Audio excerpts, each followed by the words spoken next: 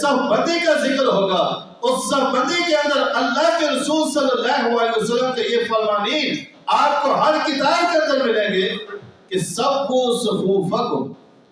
آپ نے صفوں کو درست کیجیے، وسد الخلل، کہ جو درمیان میں جو وقفے ہیں اللہ کے رسول صلی اللہ علیہ وسلم نے فرمایا ان کو بند کرو، وتراصوا، یہ الفاظ آپ کو ملیں گے کہ آپس میں مل کر کھڑے ہو، اور آپ صلی اللہ علیہ وسلم نے فرمایا کہ فرجۃ للشیطان، شیطان کے لیے بیچ میں دراڑیں باقی نہ رکھے، کہ میں دیکھتا ہوں کہ شیطان تمہارے درمیان اس طرح پھرتا ہے اور کھیلتا ہے کہ جس طرح بکری کا بچہ وہ کسی انسان یا اپنی ماں کے ساتھ آس پاس جو ہے وہ پھرتا ہے کھیلتا ہے، شیطان ایسے ہی نمازیوں کے ساتھ کھیلتا ہے۔ اور اللہ کے رسول صلی اللہ علیہ وسلم نے اس صف کے بارے میں جو میں بات کر رہا تھا، اتحاد یہ ہمیں سکھاتی ہے